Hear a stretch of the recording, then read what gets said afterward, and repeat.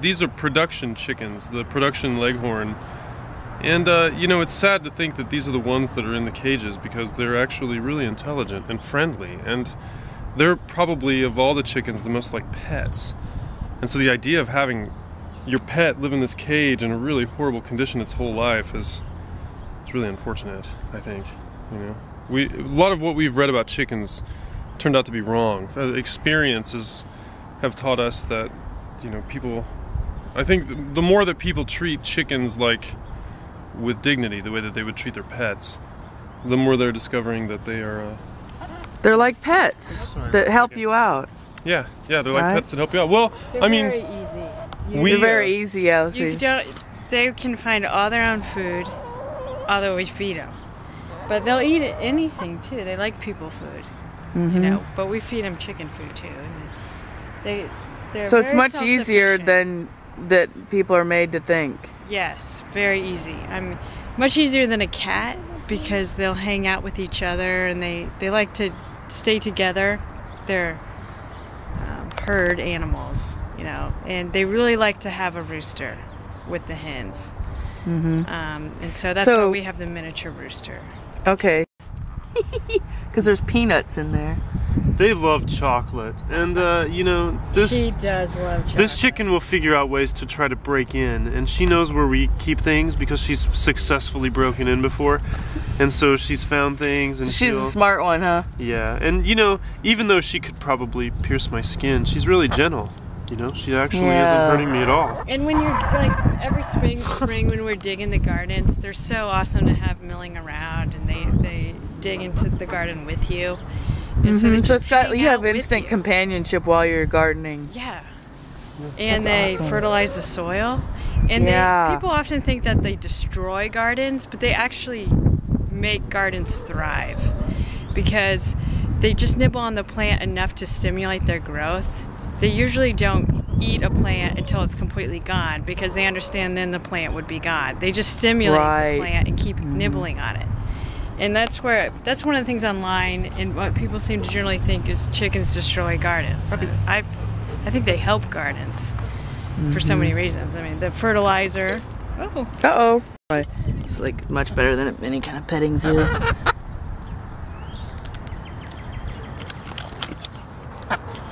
She loves chocolate. It's just weird how we're so warped. So she's not hurting you, but she's not at all. Not at all. She's aware that your skin I'm getting a green one. You want to let the... See, this is great. Very seriously. This is what I'd like. Yeah. I'm learning from my friends how to take care of chickens. Names. Where did you get the chickens from? Oh, a farm store up north of here. There was just like a thing that was I don't... Family Farm or something. But they use Craigslist at all? Because sometimes we have used Craigslist to get eggs the miniature rooster. Craigslist. You got the miniature rooster where? On Craigslist. And okay. You know, the thing for $5. Are you serious? A life form for $5? Sold for $5. It's unreal. I mean, it is mind blowing to me. And they wanted to just give us another one that he was friends with, but we were not sure. When we went to pick him up, they offered us a whole nother rooster for free, just to get the rooster off their hands. We got the world's smallest rooster because our hens weren't. They seemed to be drifting around. They would try to leave. The rooster, the little miniature rooster, keeps them around. He finds food for them, and we'll call him over when he finds the food. And it's a more natural environment, I think, for the hens. And so their egg production went up, and they seem happier, and they stay in the yard. It's really important for people to be aware that the miniature rooster is not at all the bird that is banned by the ordinance. The reason that they have a problem with crowing birds is because they are the full-size birds are like trumpets blaring at 4 in the morning. I mean, you can hear them throughout the whole neighborhood. Some people really like that.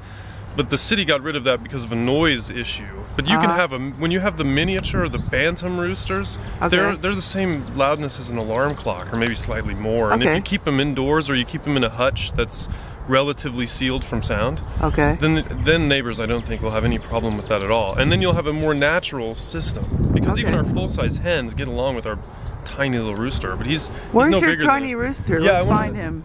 He's dirt bathing. So here we have, what's it called again? Miniature? A Japanese Chabo bantam rooster. Although will he let you pick him up or no? He will. I might have to chase him down a little bit. But we're good friends. He likes to hang out. He likes to hang out. If you ever have seen Kabuki theater, then I think I lived in Japan for a while. 500 years old, and you'll see by the way he walks where I think some of the Kabuki theater mannerisms come from. Oh yeah. Because when he runs, he has the thing about the Japanese bantam, they're very good with children because their legs are stunted, so they can't run fast, and it makes them much more docile. So they're supposedly the best breed for being around people and children, due to the fact that they have these short legs and a very, very small weight, like maybe up to 2 pounds, but never very big. Okay, Phoebus, I'm coming for you, buddy. Around new people, sometimes they get a little nervous, Yeah. Like if it was just you. He was raised by children. You know, they don't. Really? For a 4-H project. But here's the thing: I'm very into Japanese wabi-sabi design. Yep. So they didn't want him for the 4-H project because he has this broken symmetry. He has this one folded thing on this side, and then the wattles. So he has like a rose wattle and then a big flat wattle. So the kids didn't want him for the 4-H project, but he'd been hand raised. And so you can see by his size, he's very small. He's smaller than our smallest hen by half. And all the hens love him? Yeah. They like. And he's we used to just have the hens at first. We got him later. And they seem to appreciate having him around. They stay in the yard. They need a guy around. Yeah, they do. They like. Well, one, it does stimulate them to produce more eggs. Oh. Because if you don't have the rooster, sometimes hens won't lay. Oh. Because the city. What was the reason that the city took them? What did they say? They said they saw one that wasn't in the fenced-in area. Yeah, they said they saw one that wasn't in the fenced-in area, and so we had initially asked them. We have the 100 feet required to have chickens, and so then they were angry that we had this rooster, and then I'm like, well, you know, it's a Chabo. The ordinance, the spirit of the law is truly, if you look at it, about the crowing birds. That's the specific requirement, and if you consider that aspect of it. This isn't the crowing bird that they're trying to get rid of. This thing is not even a wind-up toy compared to the actual full-size roosters that you can hear very far away. And so I understand that there is on that point this very specific point of law that needs to be defined more accurately for everyone. Help me. What do you need? News had just been here a few days before about the pit bull lady because she was breeding the fighting pit bulls, and people in the neighborhood had been attacked by the pit bulls. And so when the animal control showed up with their 9 officers, but then they raided us to take the chickens, it was a very horrifying experience. It was the most mind-numbing thing I've ever been through, and there were no police here. So they didn't have any authorization. And you guys are like these loving, caring people treating animals with respect and letting them live their full lives, and then they... Yeah, and then meanwhile, the neighbor next door who's breeding the fighting dogs gets to live there for an entire year. And animal control would come, but then and she would have her dogs on chains, a couple of the like dogs. they were chained to the trees, and that no one had. That was all right. And we had our chickens free range in our yard, and they had an issue with that. They said the chickens had to be caged. Well, that's insane. And then I said, well, no, they're fine, and none of our neighbors are calling on you. We called you because of the pit bulls. So maybe. So we won't call them in the future. This is great. I love it. Yeah, and so this is a rooster, you know, and roosters are aggressive and maybe dangerous, and full-size roosters can be. I mean, there's something that you want to be aware of, just like a dog who might have aggressive tendencies. Right. But the miniature, look, the tiny miniature roosters, he fits on the end of my finger. You know. He talks a lot to the head. He does talk a lot. Jeez. You know, he thinks of that probably as an eye. You know, he's like, what's that eye looking at me? But he does not seem aggressive at all. Like, no, and I think, yeah, the vast majority of people have gone through an educational system that rewards them for getting the right answer on a test. So when you ask people questions about what they might know about chickens, they're going to come back with the responses that correspond with what they've been taught. Which, if you are depending on most sources of information, you're going to find out that chickens are dirty, they're loud, they're difficult to raise, or you don't want to deal with them. And so people will give that response because people want to think that they are giving the right response based on what they know. But if they have no practical experience of chickens, then I believe that they don't really know that much. But we live in a culture where it's like, oh, if you read a book, suddenly you might be an expert on something. And it's like, well, I've read that chickens are all these things, and you wouldn't want to have chickens, and that's why we should have ordinances against chickens. But that's not really based on the experience of chickens. It's based on a culture that rewards people for passing tests based on what they've read. And so when people are reading about chickens and they formulate these opinions based on what they've read, I say it's dangerous. I just think it's disadvantageous for culture to allow those people to make the decisions about whether or not people can have chickens, because they aren't making an informed decision. Yeah, they're making an educated decision, but they're not making an informed decision. And so it's important to know that those two worlds are different. You know. The reality is they're easy. Yeah, well, it's easier to ban chickens than to allow people to have them.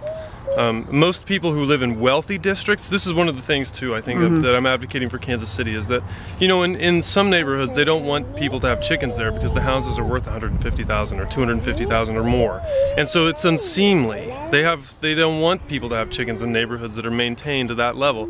But in these very transitional neighborhoods where there are very low-income homes and the educational systems are failing, urban agriculture is a really good thing for those neighborhoods, and I think it's appropriate. So the city council would prefer to write one law for everybody all the time, but I think they need to actually look into the advantages that come to looking at targeted zoning changes for neighborhoods that are transitional, where you can do these eco-friendly things more freely without damaging property values, because property values are already so damaged. And so just allow for these new development practices in neighborhoods that have these difficult property value issues, and you'll see the property values in those neighborhoods will go up. It'll be a new kind of owner. It won't be the type of owner that goes to the Northland. It'll be an owner who can appreciate having these kinds of flexibilities that the urban core should be able to give you. So you have chickens also? I do have chickens. It is, you know, it's like one of those things I thought about for a long time. Yep. I thought about it like it was something that was like magical, and how do you do that? Only certain people do it. And then I met Jeff and Jessica, who had chickens, and I thought, well, I can get chickens and do this. Yep. So I did, and it has changed my life. And it's probably what led to me to get goats, because I realized that within me is a chicken. Well, no, wait. You know what I was thinking about? Gift of husbandry and relationship with the animals. Certain animals that really actually go back to ancient times. I know. I hear you.